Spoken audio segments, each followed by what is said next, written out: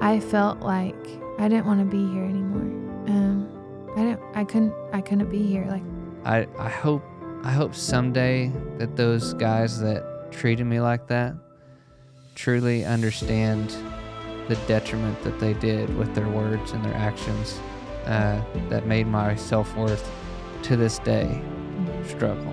I wrote my parents a letter, and by the grace of God, the day that I was going to end the pain and the misery that I thought, God intervened and saved my life. If you are trying to recover from it and you're not seeing any progress, yes. I know it can be frustrating, but I don't want you guys to give up hope. I remember praying to God in that moment, saying, "Please don't take my girls." And that was really a traumatic experience to see. If you can just hear these words, like, you're one, you have value. Two, you have worth. Like, worth and value go together. And three, like, this is just a temporary time. Like, you can get through this. All of us can get through this. Hi! Hey! We're back! This week's topic, I feel like it's a little heavier than last week's. We're talking about depression and our walks with it. I feel like a lot of people in the world probably are struggling with it or have struggled with it, and so we felt led to talk about it on here. So grab your coffee, sweet tea, water, whatever you like to drink, and let's dive in. Let's do it. Hi, I'm Kelsey. Welcome to the Let Your Light Shine podcast, where my husband Dane and I are going to share our personal mental health battles, life struggles, our faith, and relationship with God. Jesus says in Matthew 5:16, "Let your light shine before others, that they may see your good deeds and glorify your Father in heaven." So we hope you'll listen and be encouraged to truly let your light shine. Let's dive in. Welcome to the Let Your Light Shine podcast. Welcome back if you watched last week's. If you haven't watched last week's, you need to go see it. Yeah, we talked about anxiety, and I feel like a lot of people can relate to that. So if you haven't watched it, go to our first episode. We talked about anxiety. That was good. And you've got a lot of comments. Yeah, I have, which is overwhelming, and it's just meant so much to my heart. This has been something on my heart for a while, and I was really scared to do it. And so when I got all these sweet messages, it was just like, okay, God, no, I did the right thing by being obedient to you. And I think it's important. You might be mad at me for sharing this, but like, the first episode got such a great response that it's made you even more scared. Like, the devil has really fought you even more, trying to make you feel insecure. And I'm not good enough. One of your insecurities is, what if this next episode's not as good and people, make fun of it or don't like it as much. And so yeah, I think, just important to show how real we are, is that we all have insecurities no matter what we're facing. Yeah. And you still have self-doubt, Yeah, for sure. And I think everyone always will. Yeah. I think even people that are famous, like I think Sadie Robertson Huff talked about, she still has insecurities. Yeah. And when she goes out on stage to preach, she still gets insecure. Yeah. And so she has people, which we talked about this in the anxiety, she has people that speak God's truth into her life to help her. And one of her friends said one time, like, she was having a panic attack before a sermon, I think. And one of her friends was like, "Sadie, you're not doing this. This isn't about you. This is about God." And so one thing that I tell you a lot is the devil fights harder when God's winning bigger, Yep.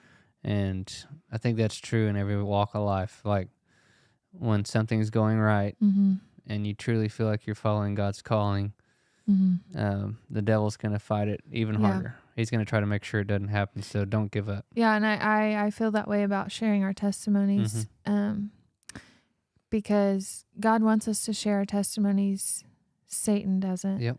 So he's going to try to interfere with that any way he can. Yep. So that was a long tangent, but I just wanted to get it out there. That If you are new here, I'm Kelsey. This is my husband, Dane. We're so glad you guys are here. Yeah. Along this journey with us. This is really personal stuff for us, and we're just, we hope we can give you guys encouragement. So let's do this. So, I know you're going to ask me. You guys, if you watched my first one, you know where this is coming from. But if you're not, MMA, she has a great podcast, the Have You Heard podcast. And she always starts with, what's something that made you smile today? And I love that. And hopefully she doesn't mind. I'm stealing that. I think I really want to start every podcast with that, because it's finding the little joys that just make your heart happy, and sharing our personal stuff that made us smile today, I feel like is just kind of fun. So, Dane, what's something that made you smile today? You would think I would think about this beforehand. There's a lot of things, and I don't want it to seem like it's always about our kids. But they make us smile a lot. So when I was leaving for work this morning, Emery Joy did not want me to go to work, and she kept trying to go to Daddy's office, and she kept running to the door and trying to make sure that I did not get out of the house without her. And it made me smile, but it also broke my heart, because I had to lay her on the couch, and then I had to sprint out and lock the door, and then I heard her crying. So it was heartbreaking, but it was also, it made me smile before that heartbreak, of how much, just like I said, childlike love. So. Yeah. I feel like today was a harder day for her. She doesn't normally like break down like that. So. Okay. So what made you smile today? So. Did you think about this? I did, because I know I'm going to ask every time. And I don't want to be sitting here thinking for... I'm going to set a reminder on my phone every time we do this to be ready. So mine's about Emery too. But I mean, she's at that cute age where everything, she's just saying... We love Inslee too. So yeah. I mean, mine was about Inslee last episode, but Emery just says stuff that just makes you smile. She's at that almost 3-year-old phase where you never know what they're going to say. But I was with Emery, and I was telling her, guess what? And we're, going to the Tulsa Aquarium, but I was telling her about that. And then she kept wanting to play the guess what game. And so she kept saying, Mama, say guess what? And so I said, guess what? And then I say, I love you. And then I said, guess what? You're beautiful. And she went, I'm not beautiful. I just love my daddy. I was like, well, you can be beautiful too. Yeah. It was so cute. She's too cute. I love how she says beautiful. Yes, me too. Okay, so now that we started with the happy thing. Yeah, we're going to go a little deep. Talk about depression. Depression's something that's very real. Yes. It causes us to feel isolated, alone, just this darkness. Yes. And I feel like this is important to say, but if there's anybody out there that doesn't battle depression or hasn't walked through it, you may think, because I always thought depression was like how the movies portray, it's just, you're sad, you just want to lay in bed, which laying in bed probably is true, but that comes to the unmotivated. You're unmotivated, you're hopeless. Yeah. I feel like all those things, and Satan, I feel like, really tries to use depression to bring us down. Yes, it does. Emotionally, and makes us not have confidence. And God doesn't want that. God wants to help us defeat the depression so we can, live our full life and be confident in who God is and his plan for our life. I feel like a perfect example or a picture for people that haven't walked through depression would be the Frozen 2 movie. Why are you laughing? I'm just laughing because you love Disney movies, which I do too. Yeah, don't discriminate here. You can be 30 and love Disney movies, and you can be Okay, a man, guys. okay? I'm putting myself out there, really. I was listening to a Frozen song. This is what made me think of it. By myself. No girls. No kids. Just me. And before we had kids, I think Dane would come home and I would be Should be in the jamming kitchen. out to some Frozen music. Should be singing "Let It Go" right when I walked in. Okay, so anyways, got a little off subject there, but Frozen 2. Frozen 2, if you've seen it, you know what I'm talking about. But And if you haven't seen it, you've had a long time to see it, so we might be giving you sorry if we're running it. if we're running it, but you've had time. Yeah, I think it's been out since before Emery. So, anyways, go ahead. Anyways, it's when Anna and Olaf are walking through that dark cave, and Elsa, gets frozen, and she sends up a signal or whatever, and then Olaf kind of drifts off. So that song, The Next Right Thing, I think that's what it's called. That's right. Anna goes to sing it. She's alone. She's in this dark cave. Feels like there's no hope. There's not a future. She doesn't know where life's gonna go. She's lost her sister, her friend, her love of her life. Like she's lost people. Mm-hmm. She's sad.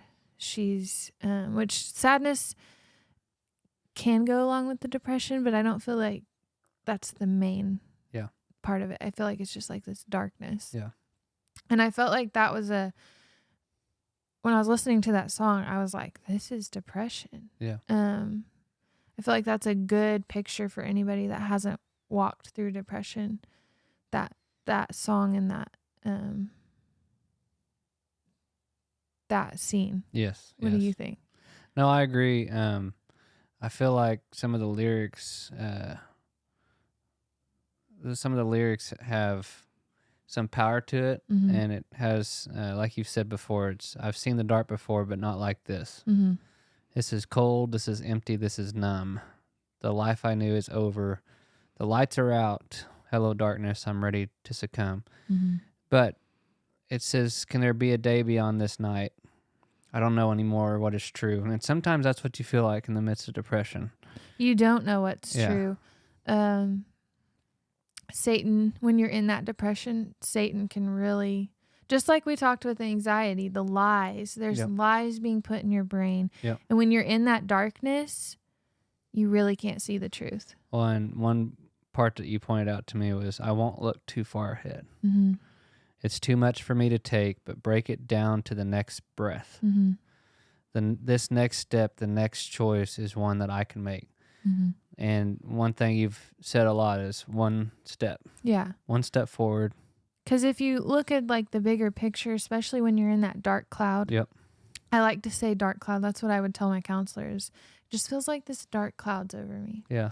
Anyways, it's overwhelming to like think of all these steps you need to take. So just focusing on the next step, just one step at a time. Yep. I feel like is. Think about it as like you're driving in fog. Yeah. And you can only see so far in front of you. Yeah, that's what you got to focus on, is what you can see in front of you, not through the fog. Yeah, I like that. So, our first that's a really good our first image. Helpful thing for what we went through is take one step at a time, which I know you're going to go into your postpartum here in a second, but since it's kind of reflected on that song, it's take one step. Yeah, take one step at a time. Get out of bed. Yeah, if that's the only thing you can bring yourself to, because depression does wear you down. Like your energy is so low. Yep.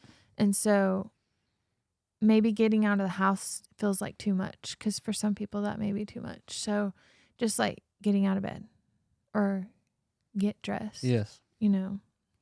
Something like that. Just one simple step. Yeah, I agree. Okay, so I think it's important for you to dive into your postpartum first, and then we can go from there. So yeah, okay. So postpartum. So talk about Emery and the difference between Emery and Inslee. So with Emery, I had postpartum anxiety. Yep. Really bad. Anxiety. I want to point that out. You had Well, postpartum anxiety. Yeah, that's what I said. Yep. No, I like that. I wanted people to hear that. It's not postpartum depression. It's anxiety. Yeah, it's been different. I feel like a lot of people may have that postpartum anxiety. I think that comes a lot with the first kid where you're like, what are we doing? Yeah. But I also had some trauma that kind of just made all these things like bubble up. Mm-hmm. And so Emery I had postpartum anxiety. With Inslee, I got in a dark place. Yeah, you did. Really dark. I just felt like there would be some days where I just felt like I did feel sad, and I didn't know why. Like, there's nothing to be sad about. I had that darkness, and I couldn't shake it. And then some days, like, just them, like, crying or something would send me into this, like, I can't do this life anymore. I can't do this. There was times that I was scared to leave you at home because I remember hearing you the first time. You're like, dang, this is the first day that I've like not thought about, for sure that I was going to take my life, but that I didn't want to be here anymore. Yeah. I feel like the first time that I was like, okay, I need to go to counseling was I didn't plan out what I was going to do, but I pictured what I would do. You visualized it. Yeah. And I was like, that's scary. Yeah. I don't want to leave you or my daughters. And so I feel like that was a huge step that I'm thankful that you reached out to your counselor. Yeah. Because I don't know if I would have taken the means to try to get in with her. Yep. And so he kind of took the reins on that, which was helpful for me because I was shy. I was terrified of the thought of opening up. And now here I am opening up too. That's the first step. But One step, right? Yeah. One step. I was terrified to go to counseling, but I feel like it saved you. It saved me. Yeah. If you've been through it, like I felt like I didn't want to be here anymore. I couldn't be here. Like let's talk about that. Okay. So what made you, what brought you to that place? Like not only, now I think it's important to acknowledge that postpartum is real. Your body just made a precious little human. Yeah. That human's not in there anymore. Your hormones are all over the place. And your hormones are everywhere, and you're taking care of that human. Yeah. And not only that, but you had a 2-year-old. Yeah, it was adjusting to life with 2. You felt guilty because you didn't get to spend much time with Emery. Yeah, and I had a C-section, and I felt like you kind of took over with Emery. Yeah. We still had to like lift Emery up to put in her bed and change her diaper and stuff, and so I couldn't really do much with her, and it broke my heart because I felt like she was a mama's girl before. She was. And then once we had Inslee and I was breastfeeding. That tore you apart. It was, yeah. Makes me want to cry. Makes me want to cry too. It was really hard. I felt like I had ruined my bond with her. You kept saying that. I remember that. Yeah. And I felt like she resented me because I had another important thing to take care of, and you're getting emotional too. I am, because I remember how dark that moment was for you. It was really dark. So not only like I was also with Emery with the C-section, we were in the hospital for 10 days. Yeah. And so they could be there for my pain management, and and you had a lot of pain after the second one. I did, and I remember crying quite a bit with the C-section, the second one. Yeah, you did. The first one, I was like, it obviously C-sections suck, if I Yeah. can say that. I mean, it still was painful, but the first one I felt like, since maybe it was because we had distractions with Emery's health Yeah. that I didn't care about myself. Yeah. Like I was so focused on her getting better. But I guess I expected when we got home that I would feel the way we did when we got home with Emery, Yeah. which was an unreal expectation, because when we got home with Inslee, we were 2 days postpartum. Yeah. With Emery, we were 10, 11 days postpartum. Yeah. Like It it was a hurt lot to different. walk. Yeah. So not only that, I was in pain. I felt like I ruined my relationship with my oldest. And then you guys have a newborn. You know how it is. It's an adjustment for sure. And Inslee really struggled with her bowels and stuff, and she wouldn't, her body would just hold on to everything. And we were concerned because this may be TMI, but Emery was a pooper. Yeah. And she pooped like multiple times a day. And Inslee would go a couple few days between. And also Inslee got RSV. Yeah, she was 6 weeks old. And so... And we had to stay in the hospital for that. There was just a lot of it, Yeah. And then Emery's birthday. Yeah. We had to plan her second birthday. And I wanted her to feel special since her world's been turned upside down. There was just a lot. And we were going to go, like we had planned for me to go to counseling. So we had already got on the wait list. But then it got to a point where I remember calling Jennifer. My life was... Yeah. I didn't want to be in my life anymore. And so you were like pushing a little harder. Yeah, I remember calling her and leaving a voicemail and saying I was really concerned if there's any way she could push you up. I needed her to get you in. And she got me in pretty quickly. Yeah, she did.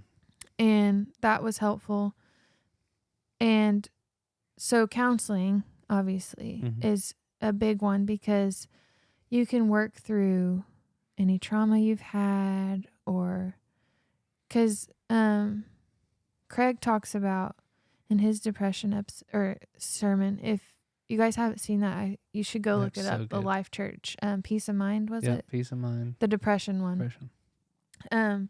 He talks about like 4 causes, I think, of depression, and I'm not gonna remember everyone. I already tried. I should have looked it up before, but it was biological, which I feel like that's important to touch on, because that kind of goes into my second thing that helped. Biological, which is it may be a chemical imbalance where you need a medication. So they put me on medication. We figured out that I had probably had a chemical imbalance for a long time. And that's been the medication. I'm personally on Zoloft.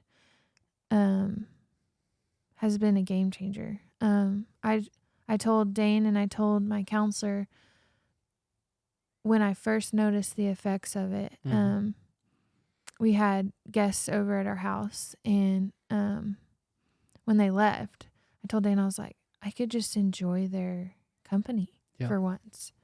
I didn't have all these voices, overthinking, shame, guilt, all these things playing through my mind. I could just sit and be present. And when they left, I could just sit and relax. And it was weird to me, because all my life, as far as I can remember, I would overthink every little interaction I had with people.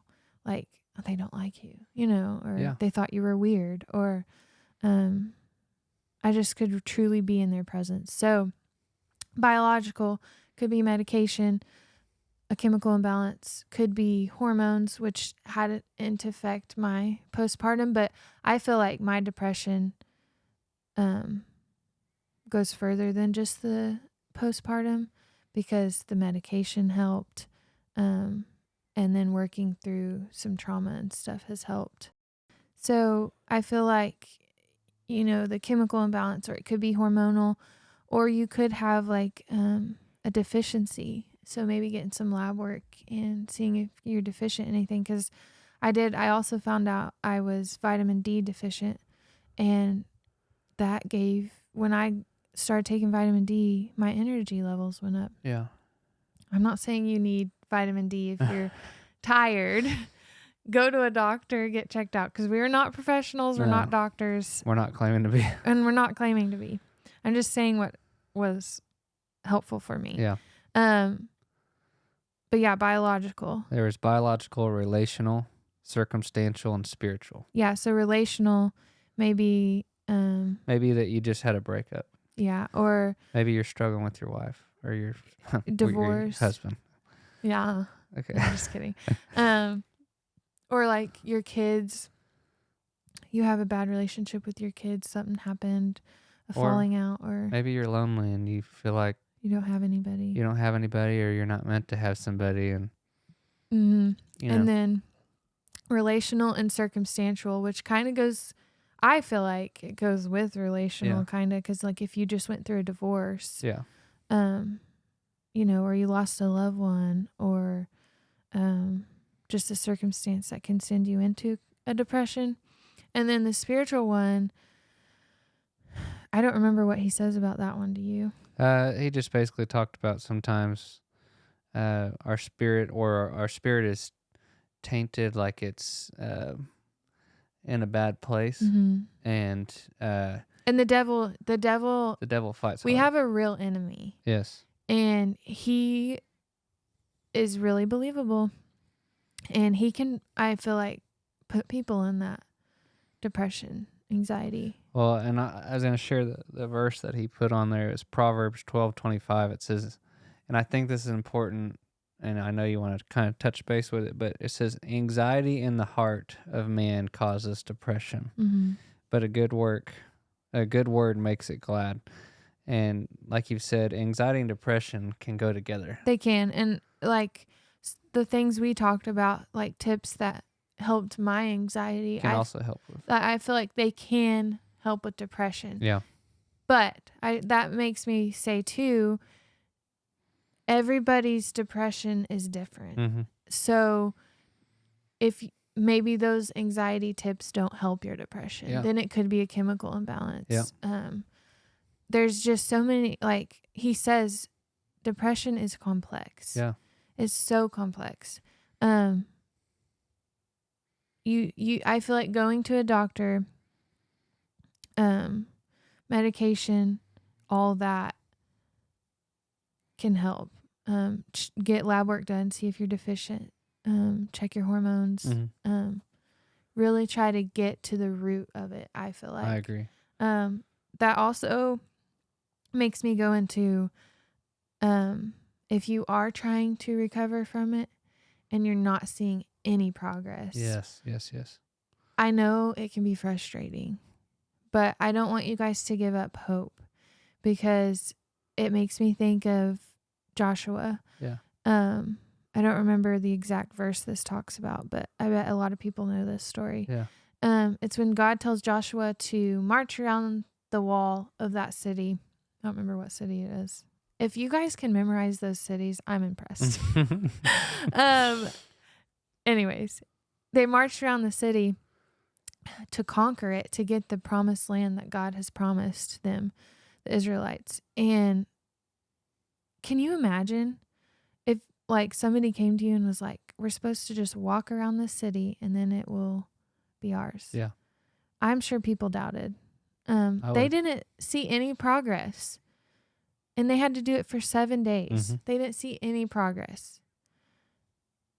But imagine if they would have given up on day 6. They wouldn't have gotten God's promise. They wouldn't have overcame that city. So don't give up on day 6, guys. Keep pushing. Amen. God's got you in his hands. Just keep trying, keep taking the next step in recovery. Take one step at a time. Yeah, it can be frustrating, especially if you've battled it for years. Craig talks about in that sermon, the guy he talks about battled depression for years. And, he went to a counselor, which helped some. He got on medication, tried different medications. That helped some. He started working out. That helped some. Started eating healthier. He started eating healthier, filling his body with good stuff. That helped some. He changed his mindset and started to try to change that. He started a life being group. more mindful. He started a life group. He took all these steps, but he was still battling it. It was over time, being consistent, he finally overcame it. Yeah. So I don't want you guys to feel like you're a lost case if you're not seeing any progress with it. So you took the step of counseling, one step. Then you took the step of medication, second step. And then, medication truly helped you with counseling. Yes. And you've had to take small steps with the medication to figure it out, and you're in a better place. Yeah. So if the medication they put you on, don't be afraid to tell your doctor it's not working. Yeah. But don't also give it a couple of days and be like, it's not working. Because it takes, I think it's weeks. Yeah, several weeks. In counseling, we couldn't get to address the trauma and all these layers of stuff until my medication got to a healthy point. We just worked on like day to day, week to week, how I was feeling, anything I was struggling with. And then once we got my medication figured out, we could work through mindset, trauma, stuff like that. Yeah. So I also feel like if you're going to counseling and seeing no results, like don't give up. Yeah. They may be trying to figure out your medication too, or just don't quit on day 6. Yeah. Keep going. Perfect. Just a few little things I wanted to share off of his sermon. It says 2 truths to remember when you're battling depression. Yeah. 1, your emotions are valid, but they're not permanent. Yeah. I think that's so true. Yeah. And he says we're not going to make permanent decisions based on temporary emotions. Yeah. And then the second truth is your situation feels hopeless. But as you said earlier, there's always hope. But with God, there's always hope. There's always hope with God. And also kind of like with the anxiety one that we talked about, naming your emotions opens the door to changing your emotions. So like, I think it helped you when you talked with Jennifer. I'm sad because of this. I'm hurt because of this past. You opened up that door to change the way you saw yourself. Mindset, yeah. And so I think that's important, don't you? Yeah, I agree. That helps defeat those lies that you fed yourself. Yeah. Or that the devil fed you. Yeah. Talking about his sermon actually reminds me. He says depression doesn't discriminate. So I also want you to be encouraged if you are battling depression, it doesn't mean you're less spiritual than somebody that isn't battling it. It can hit anybody at any time. It does not mean you're less than. Amen. I just felt like that was important to share. Yeah. So where do you want to go from here? Maybe we should go into your story about bullying. Okay. Unless you think I missed anything with postpartum. I don't think you did. I think you hit it really good. Okay. I think it was real and raw. And so thank you for sharing that. Okay, so just a little bit of my story. Growing up in a small town, everybody knows everybody. And when we say small town, it's small. Like it's 1,200 people. When you're thinking of Ellen DeGeneres once said Edmond, Oklahoma was small. And if you're from Oklahoma, because I know a lot of people that watches this is probably from my hometown or your hometown. Yeah. They're probably like, what? Edmond? Yeah. But also, I want to say real quick, do you mind if I? No, go ahead. Okay. When I was in nursing school in Enid, there was somebody I went to school with. She was not from Oklahoma originally. I can't remember where she was from, but one time she was talking about how small Enid is and there's nothing to do there. And I was like, no, come to my town. There's literally nothing. Yeah. We drive around, look at cows. Yeah, we look at cows for fun. So I just thought that was funny because I was like, Enid is big compared to O'Keene. Totally agree. And Sealing and where we're from. So when I say small, like I graduated with 35 and you graduated with less than that, didn't you? Yeah, 30, I think. Yeah. Anyways, so the reason I'm sharing that is everybody knows everybody. Mm-hmm. My family is, well known, I guess, in the town. Yeah. My dad has a tax business. We're farmers. We're very big in our church and our faith, and so anyways, it kind of opened the door for some bullying because I would say my family is well off. Like, we're very fortunate, and also I was a scrawny little there kid. Was a spider. Yeah, it's okay. Okay. I was a scrawny little kid that had glasses and had several injuries in sports to where it put me far behind my class. And I was a band geek. I love speech and drama. So all of that opened up a door to get picked on. Well, it opened up a door, but it's never okay to bully. I totally agree. Yeah. And anyways, there was just, I dealt with some bullies in my class all throughout grade school and high school. And there were some that were in upperclassmen whenever I got into junior high and high school. And I remember in football, like, they'd have this hit list and they would just come tell you, hey Kraus, you're on my hit list. And they would basically go after you in practice to make sure that you knew that you were less than them, you know. Hit you hard. It hit you hard. And anyways, so that caused some injuries. And so being set far behind, that also kind of triggered some things in my mental capacity. But I even got bullied out of my youth group. There was times where kids would throw stuff on the ground like food, and they'd say, Kraus, pick it up.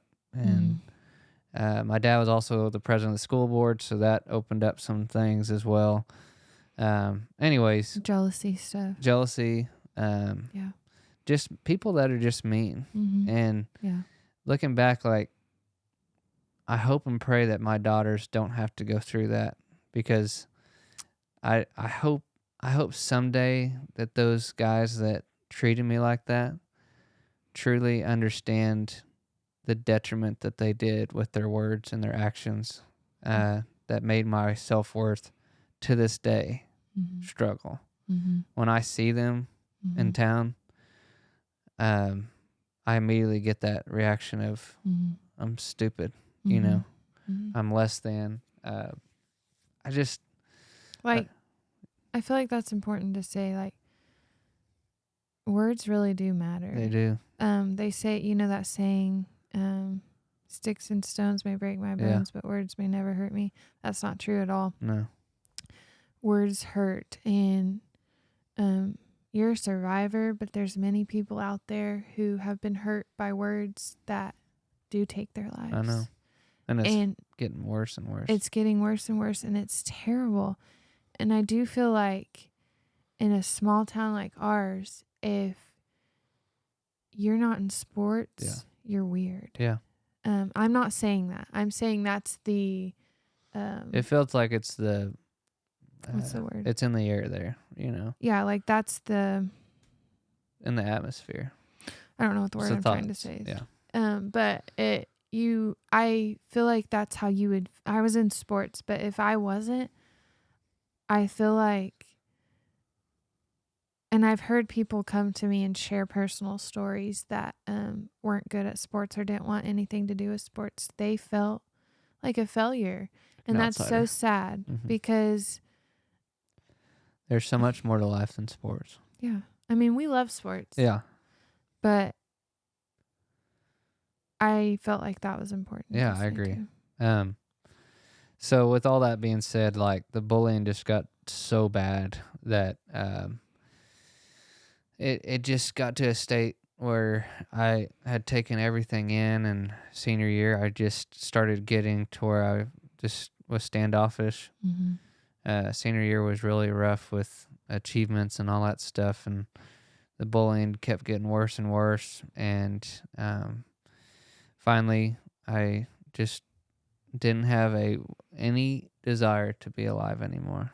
And so I wrote my parents a letter, and by the grace of God, the day that I was going to end the pain and the misery that I thought, God intervened and saved my life in the midst of that. And I don't want to go into too much detail, but it was definitely a life-saving moment. And I remember calling my mom and saying, "Mom, I need help. I need help." And that's when I decided to go to counseling, and that's one step. And then I got on medication. That's one step. And I finally got to a good point, Yeah. But anyways, that was the first. So you asked me last week 2 lies that I believed in the anxiety and turned it around to God's truth. So can you tell me 2 lies you believed in your darkest time back then? One of the lies that I remember to this day is that, Dane, you have no worth because you're disappointing your dad by not being good at sports, and you look weird. You have been told you're weird, and God doesn't love you anymore. So can you tell me God's truth, like, to that? God's truth is, Like, there. instead of... I think that he wanted to tell me, my son, I don't create junk. I only create masterpieces, because everything he creates, like we heard in our last sermon. Yeah, and his imagination. And you are so loved, my child, and I hurt that you are hurt, so I think that's a truth. And another lie, honestly, I think we should probably just save that lie for after the next. Okay. The next side of the story. So, I got to a better place, and counseling and medication did help. I would say that our helpful hint, number 2, would be, and this helped with that bullying season. Yeah. Is Jennifer said, find something you enjoy, and that brings you joy. Yeah. And surround yourself with that. It's weird, but there was a bathroom light in my bathroom that was like a heat lamp. Had this buzzing sound, and it was real bright. And that bathroom helped me forget all my problems. I would just sit on the floor and just sit in there. And I'd sit in there for hours. And so I would surround myself with it. So if it's something simple, And you've told me that sunlight was a big one. Sunlight was huge. I feel like that's important too, because vitamin D, I think it's backed up. Like there's proof. Yeah, with science. That vitamin D is so beneficial for your mental health. Yep. And getting out in the sun, and I feel like that could really help. Yep. Or just like, if you can't find something that brings you joy, maybe think back to your childhood, something that brought you joy. Yeah. And do that. No, I totally agree. So, step number 1 is take one step. Yeah, one step at a time. And number 2 is find something you enjoy and that brings you joy. So, yeah. so after I got better, you know, I met you, and we got married and had Emery. And for those of you who don't know, so with Emery's birth, Kelsey got what's it called? Cholestasis. Cholestasis. So she was getting real itchy all over her body, and she told her doctor, and her doctor said, "Let's get some blood work." They found out that you had cholestasis, which meant that your liver wasn't working properly. Yeah. And that there was harm to the baby. Yeah. So they brought You us. have to get the baby out. Yeah. Right away. Well, I don't say right away because maybe they're not as far along in pregnancy. So we don't really, I don't know They wanted to get her out for you. I was 37 something weeks. So we had her at 38 weeks. Yeah. So that we went in that night and got you induced, and it wasn't moving along at all. So they broke your water, and then Emery's heart rate went from 160 to 60. So they kept moving you from side to side. Nothing was happening. Stopped the Pitocin. Yeah, they stopped the Pitocin. They said we would wait 30 minutes to an hour before restarting it. But her heart rate dropped again after stopping it. So basically they said, hey, we need to do an emergency C-section. Yeah. And so, which is scary, especially when you plan to go do it, you know, vaginally. And we're planners. So. Yeah. So that broke my heart. But anyway, so when they started the C-section, I was standing in there, and when they pulled Emery out, I kept hearing triple nuchal, and didn't know what that meant. But when they pulled her out, I can still remember how blue she was, and she wasn't crying. Still gets me emotional. She wasn't really responding, and so I remember them bringing her over to the table, and they're really trying to clean her out. She had the cord wrapped around her neck 3 times. So yeah, that's what the triple nuchal means. For those of you that don't know. And so they were working on her, and I remember they were sectioning her and trying to get her to breathe like really well and cry, and she wouldn't. And while they're doing that, the nurse pushed me out of the way, and I heard them say something about mama bleed. And so they lifted up the curtain on your leg and started stabbing you with all these needles. And basically, your uterus was soggy. Is that right? Boggy. So it wasn't contracting. Sorry. No, it's all right. Soggy. I'm not a medical person. I know. It just makes me laugh. So it wasn't contracting, right?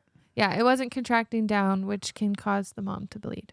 And it's deathly, right? It can be, yeah. So anyways, I remember just standing there and wondering, like, I was in that panic mode.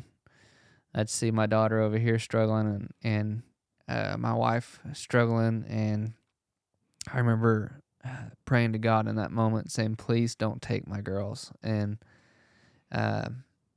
that was really a traumatic experience to see. They didn't get Emery, like, she wouldn't turn pink until they laid her on your chest. Yeah, she was breathing. I want to make sure that people know that. Yeah. But she wasn't reacting very well. Her color really changed after they put her on my chest. I could tell something wasn't right. And later on, I found out that this truly was a miracle that you got itchy and everything, because if you would have had her a couple weeks later, the doctor said that we probably would have lost Emery because it was so tight around her neck. So God really is good on that, and the miracles that had happened through that whole process. But that trauma, really, I couldn't let go of it. And so caused a lot of anxiety with Emery's birth. And just this last March, and I feel like that was the start of me going downhill into depression. Going into another depression. And then tax season started up. It was vamped up, especially in March. And I started going to counseling because I was kind of going in a dark place again. Yeah. And we were sitting watching TV. We were watching Life Church Online because Emery had just had the stomach virus. Yeah, and she was better at this point. You had gotten it. the night before. Yeah. So She had stopped finally throwing up and diarrhea, but she had had it for 3 days. yeah. And So we stayed home because you were sick. yeah, and I wasn't able to lead worship that day, so we were sitting on the couch watching the iPad, and I remember Amory's neck. She was sitting on my lap, and it kinked like this, and her arms like went all directions, and they stiffened up, and her eyes went in her like rolled back, and her lips went completely blue. And in my mind, I remember you saying, "Is she breathing?" Because you said she's having a seizure, and she's like, "Is she breathing?" And I seriously thought that she was dying in my arms. And I remember we went and rushed to the hospital. And I remember just praying to God, holding that little girl, saying, "Please don't take her." And praise God for our wonderful hospital. Praise God that we have such a wonderful place. And she had another seizure in the hospital in the ER, and they might have flighted her to OU Children's, and basically things had kind of settled down. Yeah. So they sent us home, and but that traumatic thing that girl went through had brought me way down again. I was so scared of losing her, and I'm sorry to interrupt. No, you're all right. But you forgot to mention after her birth, every time we would nurse, she turned blue, so she had to be in the NICU, and that's why we were there at the hospital for 10 days. Yeah, and so there was just so much with that girl that that caused such a traumatic response in my mind of worried about losing her all the time. And so something I want to share is that sometimes it's okay. It's okay if you've overcome depression and then something happens and you find yourself back into it. It's like the circumstantial. Yeah. Like that's right. Craig said, something like that can send you back. And so, if you gotten back into it, don't be discouraged. You're not. Well, and as Craig says, it's your emotions are valid, but they're not permanent. Yeah. And so I'm not going to be stuck in this place forever. No. You'll work through the trauma. I will work through the trauma, and I'm working through it right now. Yeah. I'm working through some OCD issues that I'm having with pleasing people, and we'll talk about that later. Yeah. And that's truly making me into a depression. Yeah. But I've not in full recovery, but I'm getting there. So yeah, you're getting there. So where do you want to go from here? I feel like your second story was circumstantial. Yeah. Which I guess the first one was kind of circumstantial. Yeah. I feel like mine is biological. Yeah, I would agree. And you've had relational in the past. Yeah, some trauma. That really put my self-esteem. Yeah. So low. Like non-existent. Yeah. I feel like a lot of people that know me were shocked at my podcast. Yeah. Because yeah. all they've known is this shy little person who was always they smiles. didn't know this, but was terrified to be myself. Yeah.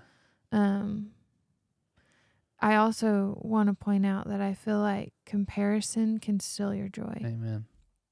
And we talked about social media and the anxiety with it. But I saw this post. Somebody posted this on Facebook the other day, and I wrote it down because I wanted to read it on here because I feel like it's true. If you watch HTV too long, you'll become dissatisfied with your home. Like you'll want to change everything and you'll be depressed. If you stay on social media too long, you'll become dissatisfied with your life. If you watch the news too long, you'll become dissatisfied with the world. Unplug, pray, read your Bible, read a book, spend time with loved ones, take a walk. Our minds are easily influenced, but we control what the influences are. Choose wisely.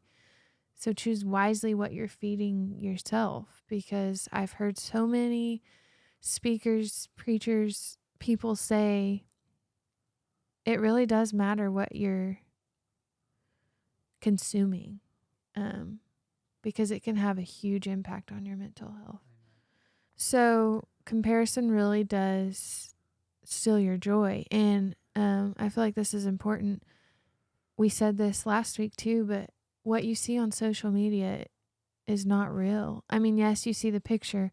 And that reminds me, I posted a Instagram story for those of you that saw. It was a cute picture of me and Emery going to Sonic. But what you didn't see was the screaming tantrums that made me want to get out of the house. Yeah. So we made a trip to Sonic, which was 15 minutes away. But I feel like that's important to people to realize. Like, you can see this cute little girl just smiling in the back, but you didn't see her tantrum that made me go crazy and want to leave the house. Like, not leave her at the house, but leave it with right, her. like just get I know out. Because people if you're a stay-at-home mom, you understand. Oh, like amen. if you've been stuck inside. Anyways, I just feel like it's not always what it seems. I feel like some people don't even realize people battle with depression. Yeah. Like, I hope you don't mind me saying this, Mhm. but